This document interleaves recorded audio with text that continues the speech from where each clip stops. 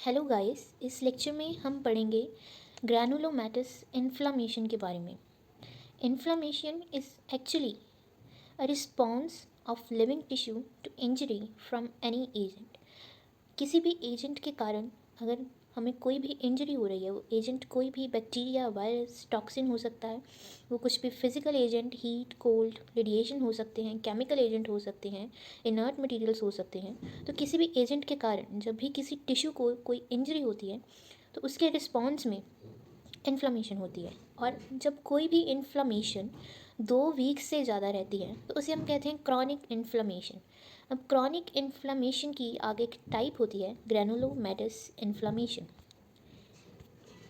Granulomatous inflammation नाम से हम ये समझ सकते हैं कि ग्रैनुलोमैटस इन्फ्लामेशन में ग्रैनुलोमा की फॉर्मेशन होती है।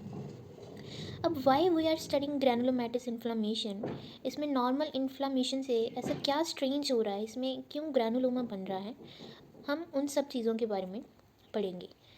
ये सब पढ़ने से पहले हमें मैक्रोफेजेस के बारे में पता होना बहुत ज़रूरी है। मैक्रोफेजेस स्पेशलाइज सेल्स होते हैं जिनका मेन रोल फैगोसाइटोसिस होता है। लाइक हमारी बॉडी में कोई भी बैक्टीरिया, कोई भी वायरस आता है तो सबसे पहले उसका फैगोसाइटोसिस के लिए मैक्रोफेजेस उस जगह पर पहुंचते हैं, ये उस बैक्टीरिया की डिस्ट्रक्शन करते हैं और they also act as an antigen presenting cell. T cells फिर एक्टिवेट हो जाते हैं और देन आगे इन्फ्लामेशन चलती है।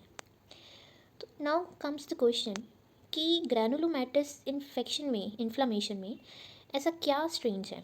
ग्रैनुलोमैटस इन्फ्लामेशन में ग्रैनुलोमा बनता है। नाउ क्वेश्चन कम्स कि ग्रैनुलोमा क्यों बनता है। अब सपोज़ हमारी बॉडी में कोई बैक्टीरिया आया है, जनरली मैक्रोफेजेस जाके उसे इनगल्फ कर लेंगे, टी सेल्स उस जगह पर आ जाएंगे, उसकी फैगोसाइटोसिस हो जाएगी और वो बैक्टीरिया, हमारे हीरोज़ बैक्टीरिया के साथ लड़ाई में जीत जाएंगे और इन्फेक्शन कंट्रोल हो जाएगी। बट कई बैक्टीरिया जैसे कि माइकोबैक्टीरियम ट्यूबरकुलोसिस, ट्रिपोनिमा पैलिडियम, ऐसे बैक्टीरिया होते हैं जो जब मैक्रोफेज उन्हें इनगल्फ कर लेता है ताकि उनकी फैगोसाइटोसिस कर सके। फैगोसाइटोसिस क्या है कि किसी बैक्टीरिया को इनगल्फ कर लेना, इनगल्फ करने के बाद with the help of enzymes उसको डाइजेस्ट कर लेना।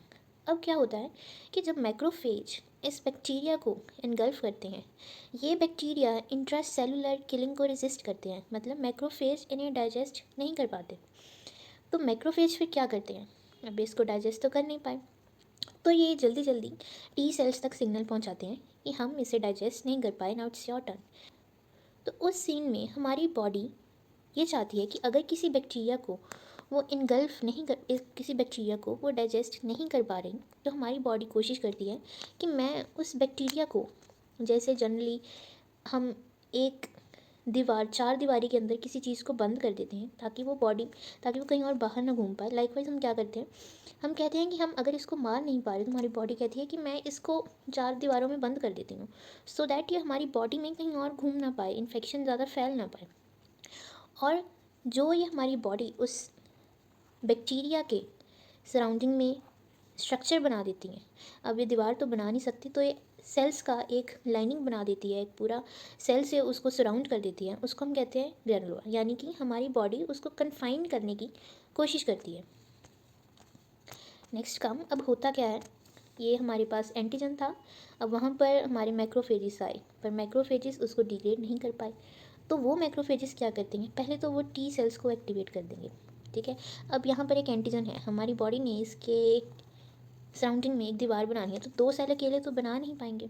उसके लिए हमें क्या चाहिए, बहुत सारे सेल्स को अपने पास बुलाने के लिए बहुत सारे साइटोकाइंस को, बहुत सारे ऐसे सिग्नल्स को सिक्रिएट करना पड़ेगा कि जल्दी जल्दी से भाग के यहाँ पर आओ।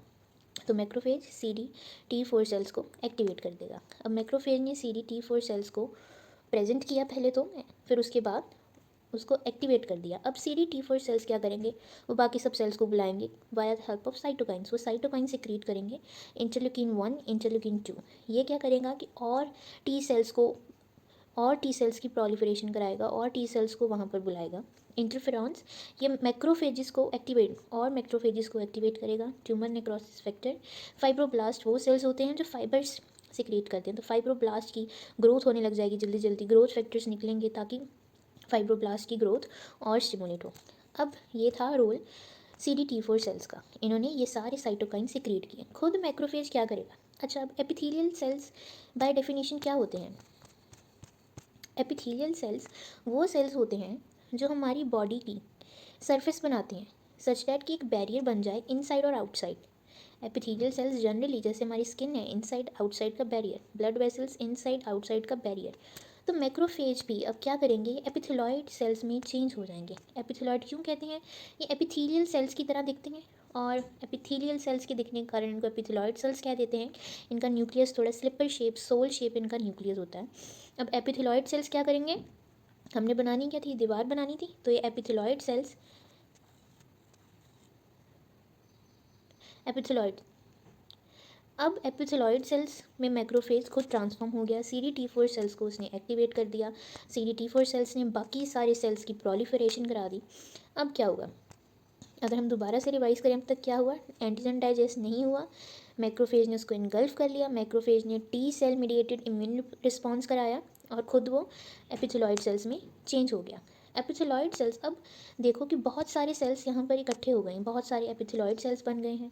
साइटोकाइंस की मदद से बहुत सारे मैक्रोफेज एक जगह पर आ गए हैं, बहुत सारे T सेल, बहुत सारे फाइब्रोब्लास्ट उस जगह पर आ गए हैं। तो सबसे पहले क्या होगा? एपिथेलॉइड सेल्स खुद को सेंटर में अरेंज कर लेंगे। उन एपिथेलॉइड सेल के सराउंडिंग में लिम्फॉइड सेल्स, बहुत सारे लिम्फॉइड सेल्स इकट्ठे हो जाएंगे और थोड़े बहुत जाइंट सेल्स भी बन जाएंगे। जाइंट सेल्स क्या होता है? बहुत सारे एपिथेलॉइड सेल्स, जैसे 10 से 20 एपिथेलॉइड सेल्स हैं, ये सभी आपस में जुड़ के एक बहुत बड़ा सेल बना देते हैं जिसे कहते हैं जाइंट सेल।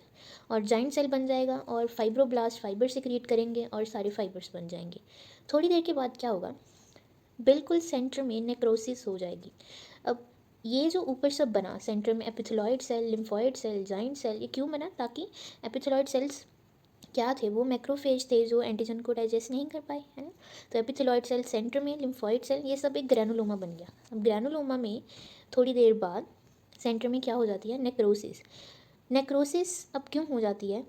अब ये सारी सराउंडिंग में इतने सारे सेल्स इकट्ठे हो गए। द फर्स्ट रीज़न, अब अंदर ब्लड सप्लाई तो कोई जा नहीं रही। सेकेंडली, जो एंटीजन्स होते हैं, जो बेसिलाई होते हैं, बैक्टीरिया होते हैं, वो CD4 सेल्स के साथ उनकी वो इंटरेक्ट करते हैं और it leads to the formation of necrosis. और इस सारे स्ट्रक्चर को हम क्या कहते हैं? ग्रैनुलोमा। अब किसी भी ग्रैनुलोमा में सबसे पहले क्या होगा? सबसे अंदर नेक्रोसिस, उसके बाद epithelioid cell, multinucleated giant cell और लिम्फॉइड सेल। जो मल्टी न्यूक्लियड जाइंट सेल होते हैं वो दो तरह से होते हैं। अगर तो न्यूक्लियाई सारे ऐसे रिंग साइड्स पे लगे हैं तो उसे कहते हैं लैंगहेंस जाइंट सेल, और अगर सारे न्यूक्लियस सेंटर में हैं तो उसे कहते हैं foreign body giant cell. So this was all about granulomatous inflammation, जिसमें ग्रैनुलोमा बन जाता है और ये